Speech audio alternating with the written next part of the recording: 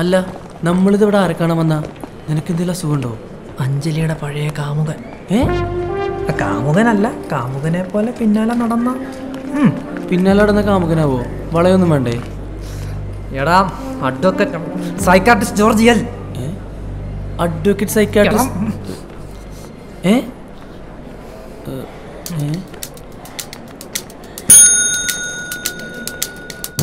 ജോർജിന് അഞ്ജലി ഇഷ്ടമായിരുന്നെന്നും പ്രപ്പോസ് ചെയ്ത് കുറേ പുറകെ നടന്നിട്ടുണ്ടെന്നും ഒക്കെ ഞങ്ങൾക്കറിയാം. അതൊക്കെ ഒരുപാട് പഴയ കാര്യങ്ങളല്ലോ. പക്ഷേ ഉള്ളിലുള്ള പ്രണയമൊന്നും അങ്ങനെ പോവില്ലല്ലോ. വാടിക്കരിഞ്ഞ് പോയിടൂ. അവക്കിപ്പോൾ എന്നെ കാണുമ്പോൾ ദേഷ്യമാണ്. ഞാനൊരു കാര്യം ചോദിച്ചോട്ടെ, അതിനുശേഷം ജോർജിന് പ്രേമം ഉണ്ടായിട്ടുണ്ടോ? ഓഫ് കോഴ്സ് ഇല്ല. അതാണ് ആത്മാർത്ഥ പ്രണയമായാൽ ഇങ്ങനെ ഇരിക്കും. ആത്മാർത്ഥ പ്രണയം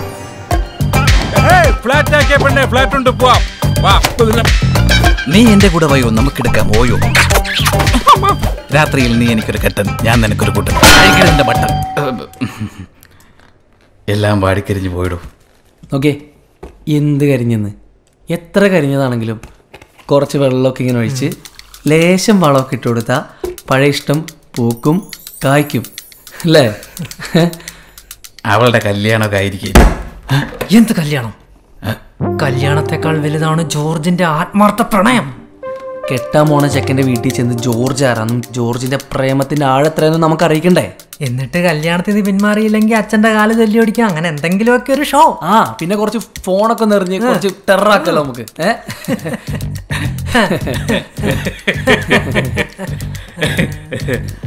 അതൊക്കെ മോശമല്ലേ? അഞ്ജലിക്ക് വേണ്ടി ഇത്രയെങ്കിലും ചെയ്യണ്ടേ ജോർജ്? അതിനും മാത്രമുള്ള ക്വാളിറ്റി ഒന്നും ഇല്ല അവക്ക്. നിങ്ങൾ പറ, സൗന്ദര്യം ഉണ്ടോ? ഇല്ല ഇല്ല. അവളുടെ സ്വഭാവം നല്ലതാണ്. സ്വഭാവം അല്ല. പോട്ടെ, യഥാർത്ഥ സ്നേഹം തിരിച്ചറിയാനുള്ളൊരു മനസ്സവക്കുണ്ടോ? പിന്നെ ഈ പ്രേമിക്കുന്നതൊക്കെ പോട്ടെ, അതൊക്കെ അറിയാതെ സംഭവിക്കുന്നില്ലേ. പക്ഷെ കല്യാണം കഴിക്കാൻ വേണ്ടി മാത്രം ഇല്ല അവള്. പിന്നെ കെട്ടും. മറ്റേ പെണ്ണ് കിട്ടാതെ മറ്റേ മൂക്കളെ ഒലിപ്പിച്ച് വാല കോല എന്നൊക്കെ നടക്കണ കുറെ ലൂസേഴ്സ് ഇല്ലേ, അവന്മാർക്ക് കിട്ടും. സത്യം, ഇവന്റെ ചേട്ടനാ.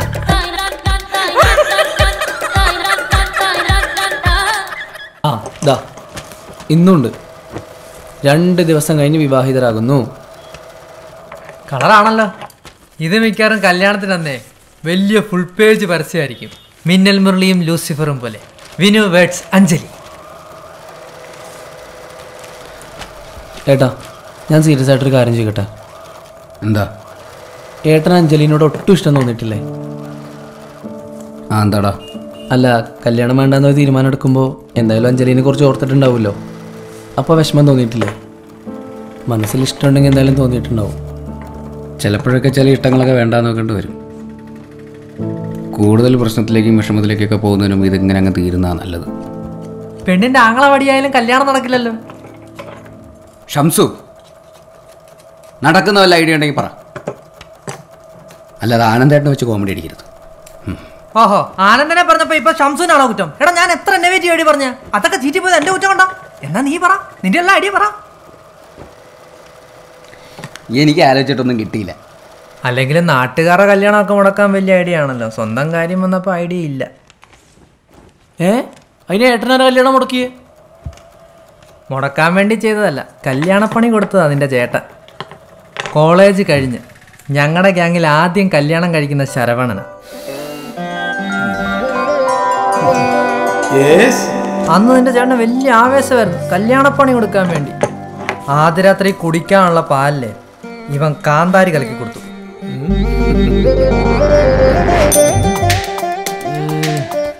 എന്നിട്ട് സാധാരണ നമ്മളൊക്കെ പാല് കുടിക്കുകയല്ലേ ചെയ്യാറ്. ശരവണൻ ആ പാല് വെച്ച് മറ്റെന്തോ ചെയ്തു. കല്യാണപ്പെണ്ണ് അലറി കതകും തുറന്ന ഒരൊറ്റ ഓട്ടമായിരുന്നു. പിന്നീട് അവളെ വീട്ടിലേക്ക് തിരിച്ചു വന്നിട്ടില്ല. എന്നാലും ശരവണ്ണൻ എന്താ ചെയ്തിട്ടുണ്ടാവുക പാലും വെച്ചിട്ട്? അതാണോ അവിടുത്തെ വിഷയം? നിന്നെയൊക്കെ കൂടെ കൂട്ടിയില്ലായിരുന്നെങ്കിൽ കല്യാണം പണ്ടേ മുടങ്ങിയേനെ. ഇനി ഈ അവസാന ദിവസം ഏത് അപരാധം പിടിച്ചവൻ വിചാരിച്ചാലാണോ ഇതൊന്ന് മുടക്കാൻ പറ്റുക? മായൻകുട്ടി, നമ്മുടെ മായൻകുട്ടി. ആ ഇവന്റെ കാര്യം നേരത്തെ ഓർത്തില്ലല്ലോ. നേരത്തെ പറഞ്ഞെങ്കിൽ ഇത്രയും കാത്തിരിക്കേണ്ട വരില്ലായിരുന്നു. അതാര്? മായൻകുട്ടി ഞങ്ങളുടെ സ്കൂളിൽ പഠിച്ച മായൻകുട്ടി വി.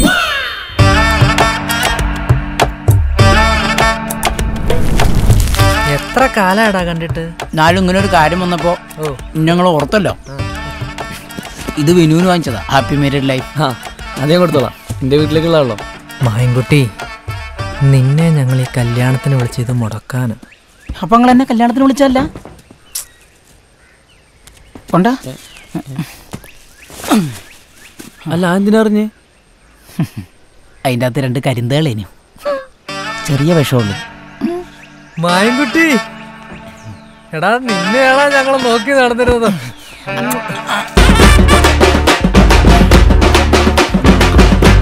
ഇതെന്താണ്?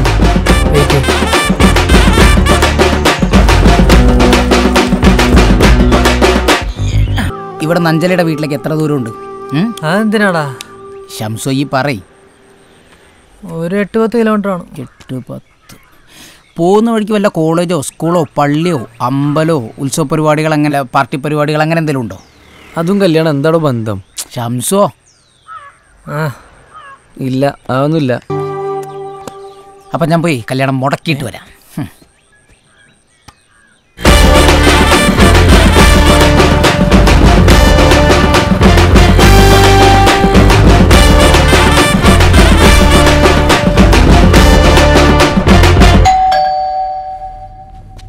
വിനു ഒരു മിടുക്കനാ. അവൻ എത്ര പെട്ടെന്ന് ആനന്ദനെ മാറ്റിയെടുത്തെന്ന് നോക്കി. I am Mayankutty V.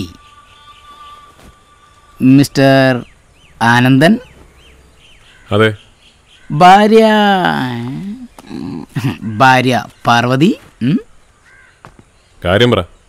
താങ്കളുടെ സഹോദരി അഞ്ജലിയെ കെട്ടാൻ പോകുന്നത് കൈതോലപ്പറമ്പിൽ വിനു രാമചന്ദ്രൻ ആണെങ്കിൽ അതേ വിനു തന്നെയാണ് താങ്കളുടെ ഭാര്യയുടെ കാമുകൻ.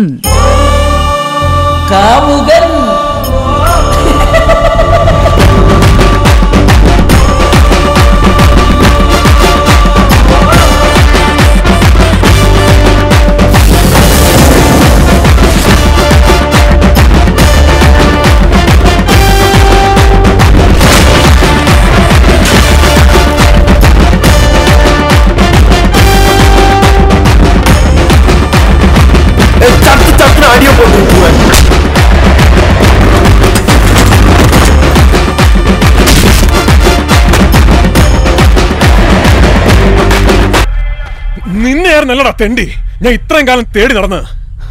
ആനന്ദേട്ടാ, നാറി അവന്റെ ഒരു സാരി, ഫോണ്, ഇതിനായിരുന്നല്ലടാ എന്നെ കൊണ്ട് അവളെ തിരിച്ചു വിളിപ്പിച്ചോണ്ട് വന്ന്.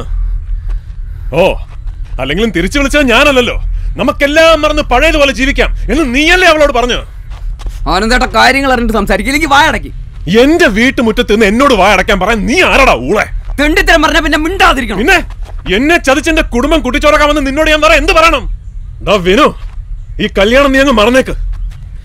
ഞങ്ങൾക്ക് ഇഷ്ടമുണ്ടെങ്കിൽ ഈ കല്യാണം നടക്കും, അതിന് ആരുടെ അനുവാദം വേണ്ട. ആ എങ്കിൽ നീ വാ, അപ്പൊ കാണാം ഈ ആനന്ദൻ ആരാന്ന്. ഞാൻ വരും. എന്റെ പെങ്ങടെ കഴുത്തി താലി കെട്ടാൻ നീ വന്ന ആ തോളലിന് താഴെ നിന്റെ കൈ ഉണ്ടാവില്ല. അഞ്ജലിക്ക് എന്നെ ഇഷ്ടമുണ്ടെങ്കിൽ ഗുരുവായൂർ അമ്പലത്തിൽ വെച്ച് പറഞ്ഞ ദിവസം നിശ്ചയിച്ച സമയത്ത് ഞാൻ അവളുടെ കഴുത്തി താലി കെട്ടും. എന്നാ കാണാം, ഗുരുവായൂർ അമ്പല നടയിൽ വെച്ച് തന്നെ കാണാം. കാണാം.